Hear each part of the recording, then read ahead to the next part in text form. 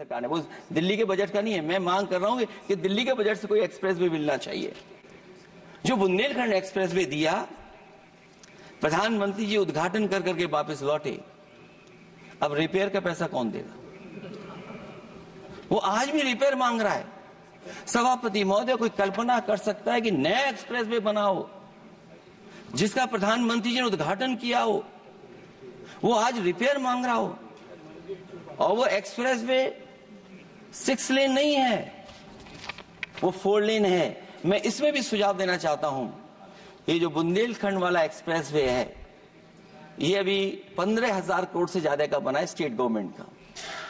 इसको मुनाफा नहीं हो रहा, टोल कलेक्शन नहीं है बहुत ज्यादा, इसको सतना से जोड़ दिया जाए और बुंदेलखंड जहां से शुरू हो रहा है हमारे डिस्ट्रिक्ट इटावा से, कम से कम उसको हरिद्वार तक ले जाना चाहिए। अगर हरिद्वार से लेकर के सतना लोग चले जाएंगे तो शायद बुंदेलखंड के लोगों को भी लाभ होगा। और सबसे बड़ी बात है सभापति महोदय, दिल्ली और लखनऊ मिलकर के उन एक्सप्रेसवे की सेफ्टी से और उसकी डिजाइन से खिलवाड़ कर रहे हैं। जो इंडियन रोड कांग्रेस कहती है, जो डॉक्यूमेंट कहता है, वो ये कहता है कि मीडियन सड़क का 12 मीटर से लेकर के 14 मीटर होना चाहिए। आप जाकर के देख के आइए, जो पूर्वांचल वाला बना है उसका मीडियन कितना है? क्या भविष्य में आपने चलने वालों की सेफ्टी के साथ खिलवाड़ की है कि नहीं की है? ये आपको विचार करना पड़ेगा। जिस समय लद्दाख और चीन को लेकर के सवाल उठा था सभापति महोदय, उस समय पॉलिटिकल पार्टी से सुझाव मांगे गए थे और सुझाव ये मांगे गए थे कि आप क्या सुझाव देना चाहते हैं। तो उस समय जो सुझाव समाजवादी पार्टी ने दिया था, वो सुझाव ये था कि लिपू लेक से लेकर के आपके ग्वालियर तक 6 लेन हाईवे बनना चाहिए। कभी जरूरत पड़ने पर सीमाओं पर हमारी फौज का आना जाना जल्दी हो जाए। और मुझे याद है, जो अखबारों में मैंने पढ़ा था, सरकार ने उसको स्वीकार कर लिया था कि 6 लेन हाईवे बनेगा वो। लेकिन जब टेंडर की बात आई तो सुनने में आया कि वो 4 लेन बनने जा रहा है। और अभी जब वो काम हो रहा है, जब काम मैंने दोबारा उसको देखा तो पता लगा कि डबल लेन पेव शोल्डर बन रहा है। सोचिए, कहां 6 लेन बनाने की बात थी, आप डबल लेन पेव शोल्डर बना रहे हैं। और पता नहीं कौन उस हाईवे को डिजाइन किसने किया है डिजाइन, कि जितने भी कस्बे उसके आसपास पड़ रहे हैं, कस्बे वाले अब नाला कहां से बनाएं, घर ऊंचा करें कि सड़क को तोड़ें। बहुत सारे कस्बों को वो समस्या के संकट में डाल दिया है सरकार ने।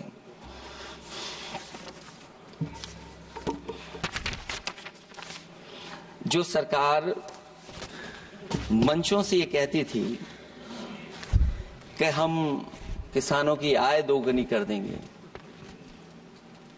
आज तो 11 साल हो गए सरकार को।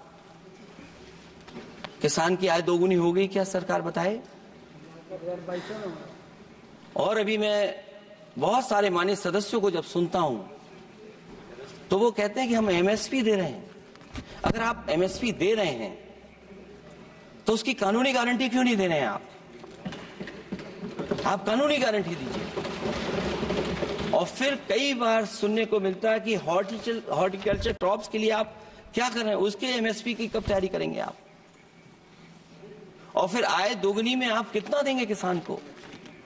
जो पिछले बार बजट में कहा गया था कि एग्रीकल्चर इंफ्रास्ट्रक्चर के लिए 1 लाख करोड़ देश को मिलेगा। अगर 1 लाख करोड़ देश को मिला होगा एग्रीकल्चर इंफ्रास्ट्रक्चर को, तो कम से कम यूपी का शेयर कुछ तो रहा होगा। सभापति महोदय, सरकार ने अगर एक भी मंडी बनाई हो तो बता दें।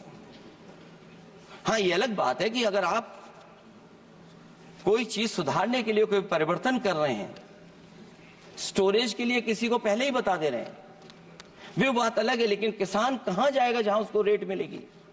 और फिर ये इस बजट में कहा जा रहा है कि हम 109 high yielding and climate resilient varieties लाएंगे। तो सभापति महोदय, हम अपने माननीय मंत्री से कहेंगे कि वो ग्लोबल वार्मिंग के लिए जो आप काम पिछले कितने वर्षों से कर रहे हैं, क्या हुआ उस ग्लोबल वार्मिंग का?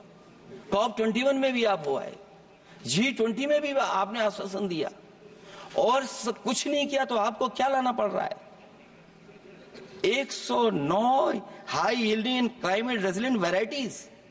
आप मुझे बताओ किसान पर कब तक पहुंचाओगे आप, और उसको पहुंचाने के लिए आपके पास क्या इंतजाम है? और फिर दूसरे पैराग्राफ में फिर बदल जाते हैं आप।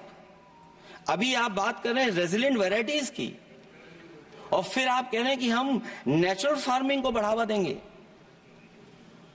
सभापति महोदय, इस सरकार बताए कि रेजिलिएंट क्रॉप सीड्स कब तक पहुंचा देंगे, उससे लाभ किसानों को कैसे मिलेगा, और फिर नेचुरल फार्मिंग जो अभी भी कर रहा है किसान कई जगह पर, उसके लिए क्या अलग से पैकेज है आपके पास बजट में?